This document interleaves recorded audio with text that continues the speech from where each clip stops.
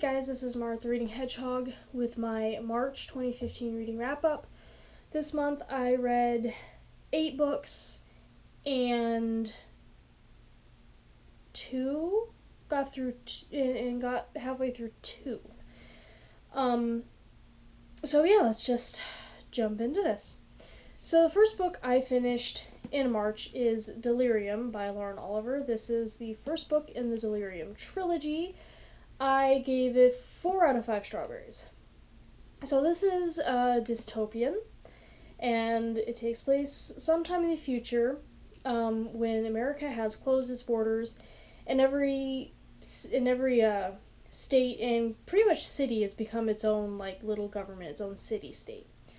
And love in all of its forms, romantic, or the affection you feel for your sibling or your parents, or love you have for a passion like a hobby, or love you have for your pets, all forms of love has been declared a disease, and at the age of 18 everyone is required to be cured of it.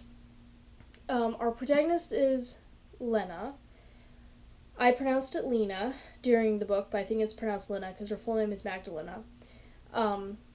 And she can't wait to get her cure because that's what everyone looks forward to. Her mother committed suicide because she caught the disease, and Lena has had to live with the taint of her mother's suicide entire life, so she wants to fit in. She's looking forward to getting the cure so she can finally fit in and move past her mother's shadow. But then she meets Alex, and everything she thought she knew about the disease, everything she thought she knew about her society, completely changes. Now, this book is probably the most realistic dystopian that I have ever read. There are secret police. There are the people are indoctrinated into believing that they have to report their neighbors if they find them doing something suspicious. There are closed borders. There are regular raids on citizens. Everything is monitored, and it's brutal. And the brutality is shown, rather than just being talked about, the brutality is shown in this. And I really loved it. I loved the world, and I really liked the storyline, even though it kind of is a romance. It's more than that. It explores so many things about society and talks about so many interesting concepts, and the characters are really great. I love the fact that in the beginning, Lena is not looking for rebellion. She's not looking to doubt her government. She believes everything she's told. And then she meets Alex, and even her friend, Hannah, starts telling her the truth. And she does not want to see the truth in the beginning. She just wants to get on with her life. But then finally, the truth, she can't ignore the truth any longer, and so that's when she decides to take action. And I loved that. I really loved her, and her struggles were real, and I liked Alex, and I loved the lack of love triangle in this, and I really hope that continues during the trilogy, because I would hate a love triangle. And I loved how this ended, and it was great, and I love Lauren Oliver's writing. I totally get the hype surrounding her now. 4 out of 5 strawberries. This was awesome. I loved it. After that, I picked up Hollow City by Ransom Riggs, the second book in the Miss Peregrine's trilogy. This picks up right where Miss Peregrine's Home for Peculiar Children left off, and I mean right after it. The Peculiars are in a boat, and they're going off into who knows what, danger everywhere, trying to find a way to cure Miss Peregrine, their headmistress, and along the way they encounter wights and hallowgasts and other peculiars, including peculiar animals. And they find out more about just the peculiar world and their history and things like that. I gave this 3 out of 5 strawberries. I liked it as much as the first one. It got a little repetitive, because essentially it was the peculiars going from place to place, avoiding wights and hallowgasts, and getting captured, and then escaping, getting captured, escaping. It got a little old, but in general, I still really liked it. All the characters are great. Jacob is still a really great protagonist. I cannot wait for the movie because I think Asa Butterfield is going to be the perfect Jacob. I mean, just perfect casting choice. The ending was really good. I really loved how it ended. The twist in the end I did not see coming. that was really good, and it was just it was a good sequel.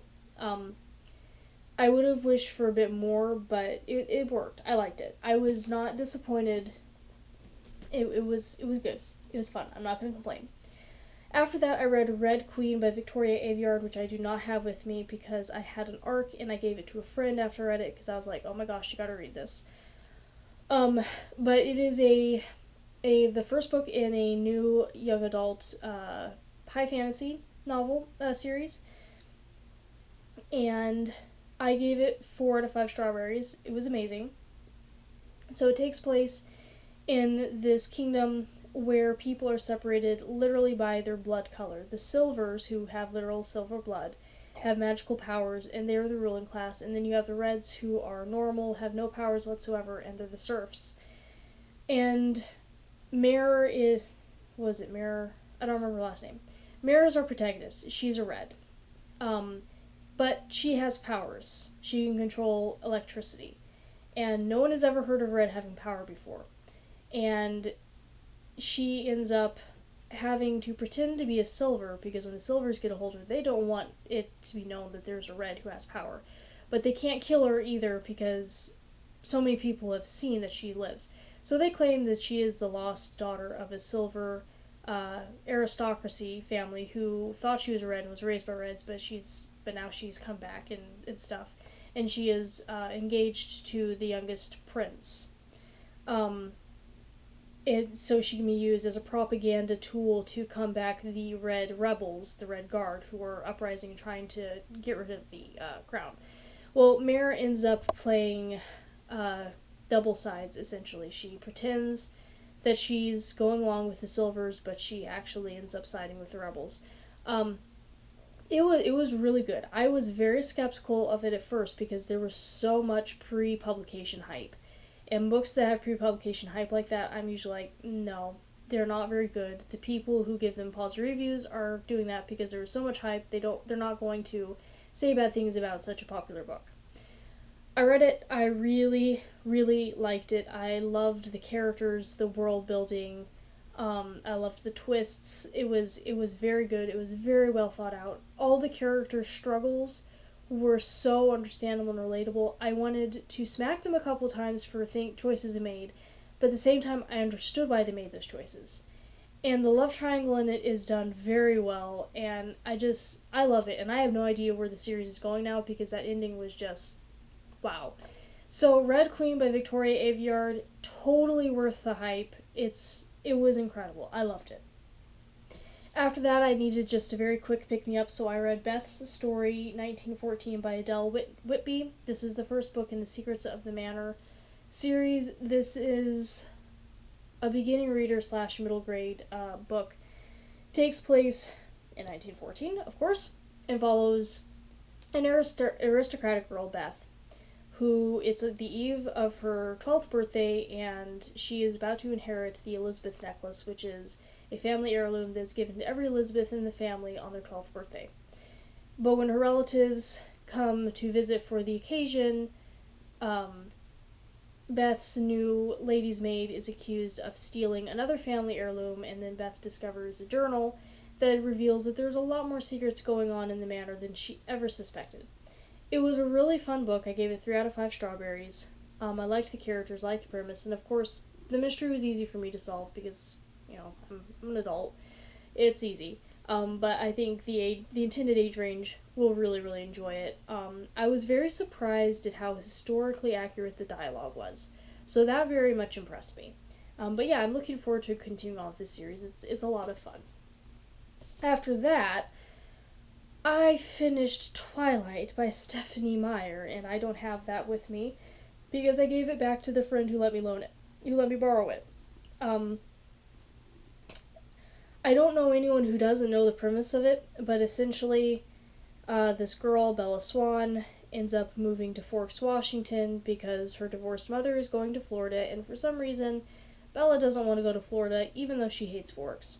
While she's in Forks, she meets this mysterious man, young man named Edward Cullen, and ends up falling madly in love with him, even though he tells her that he is dangerous, she should stay away from him, blah blah blah. Turns out he's a vampire, and all that. 1 out of 5 strawberries. Quite honestly, I actually gave it my special awfulness award on my blog. I honestly did go into it with an open mind. I have seen the movie, hated it. I have seen all the fuss and fangirls and the satire and all that. So one could say, well, of course you hated it because, you were biased when you went to it. I actually honestly went in trying to give the book a fair chance. I wanted it to prove to me that all of the stupid stuff around it was false. It failed. I couldn't like Bella at all. I hated her. She was annoying. I ground my teeth every time she was there. Edward is classic abusive boyfriend material. Jacob was pathetic. Everyone was pathetic. The plot was so boring. I mean, if it could have, the book had potential if it had told someone else's story. If it had told Carlisle's story or Alice's story, anyone's story except Bella's, it could have been a little interesting. But reading about her day-to-day life at Forks High School was dull. Her sudden popularity, where she was like, oh, I'm never this popular, and suddenly I have all these guys surrounding me, was stupid.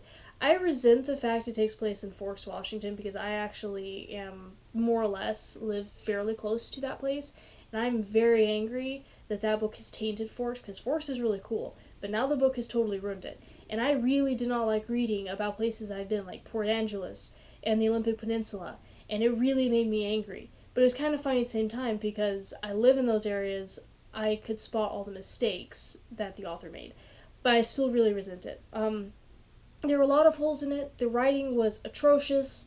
There was nothing good to say about Twilight other than I liked Alice and I liked Carlisle, and I really wish the book had been about them instead. That's the only good thing I have to say about it. And don't ask why I'm reading the next 3, because I don't know, but I am, and it's going to be torture. So after that, to continue my torture, I picked up City of Glass by Cassandra Clare, the 3rd book in the Mortal Instruments series. The book that everyone told me, this is when the series goes downhill. This takes place directly after the 2nd book. I'm not sure how I got through it. I did end up giving it 3 out of 5 strawberries, I'll admit. Because I still really like the premise, I still really like the world building. There's still enough side characters that I like. My really only complaint about this series is Jace and Clary. I would like Clary more if Jace wasn't around. Jace ruins everything. I liked Jace in the 1st book. I hate him in these. He's whiny, he's pouty, he's stupid and annoying and abusive. He could be an abusive boyfriend too. And moody, and I do not like Jace. And Clary's fine until she's around him. Then she becomes pouty and whiny and annoying and stupid too. I like Alec. Isabel's okay. I really like Simon. Simon is especially shown in this one, I thought. I like Luke, and everyone else is kind of interesting. I liked Sebastian. Sebastian is and Simon are gonna keep me reading this series because he's creepy, and I like Simon. The romance, of course, was very, very awkward. Even though I know the double twist involving Clary and Jace, it was still extremely awkward, and I couldn't get behind it. I'm sorry, I couldn't. I didn't care, and then I was creeped out, and no. So, I don't know why I picked this one up directly after Twilight. That was a bad idea. I am vampired out, people. But 3 out of 5 strawberries. The world building was enough, and there was enough action and backstory and things like this in this one to counteract the romantic tension between Jace and Clary. So overall, I enjoyed it. Do have issues with it though, naturally. After that, I tried to read Dove Arising by Karen Bao. I didn't get through it. And it isn't for me. I'm sure there will be a lot of people that will like it. It's sci-fi, kind of dystopian. Takes place on the moon, and the moon is like this totalitarian government and stuff like that. I couldn't get past the really, really technical writing because the author she's a scientist, so I mean, the technical stuff and like the scientific stuff she's talking about, it sounds very realistic and stuff, and it's very detailed and fascinating, but it was too much for me, so I couldn't get through it. It's not that it's a bad book. I'm sure it will appeal to a lot of people, but it didn't appeal to me, so I DNF'd it. Um, and then I picked up Bone Gap by Laura Ruby. This book, so I gave it 4 out of 5 strawberries. It's what's called magic realism, which I'm still not exactly sure how to describe that, other than it takes place in the modern world, and the magic is very surreal and it doesn't necessarily follow a system. It's very hard to explain, but this is my 3rd magic realism book. The Strange and Beautiful Sorrows of Ava Lavender was my 2nd. The Night Circus was my 1st. This takes place in a small Illinois, I think it's Illinois. I'm pretty sure it's Illinois. A small Midwest town called Bone Gap. It follows 2 brothers, Finn and Sean O'Sullivan. And one day this Polish girl, Rosa, shows up. And she kind of changes the boys' lives. And then she disappears just as suddenly as she had appeared. People in Bone Gap aren't really surprised because people seem to do that, especially to the brothers. Their mother disappeared, their father disappeared, people disappear. Finn's not so convinced though, because he saw the man who took Rosa. And no one believes him because Finn cannot describe what he looks like. He can only remember that he moved like a stalk of corn in the wind. This book was so weird. I had no clue what was going on in the beginning. And well over half of it, it was weird. Nothing was making sense. Until I realized that it is a retelling of the Hades Persephone legend. I don't know if the author intended it to be, but it is. It may be an unintentional retelling, but it is a retelling of that, and as soon as I made that connection, everything made sense. It was still weird, but it made a lot more sense. I really enjoyed it, because while things don't make sense, it does keep you reading, because you want to know what's going on. And everything, it does come full circle in the end. But it was weird. It was just plain weird, and very intriguing, and very good. Especially when I was like, oh, hello, this is a retelling. Then I was like, clever author. So 4 out of 5 strawberries. If you're looking for really weird magic realism / mythology retelling, pick this one up because you won't be disappointed. You will be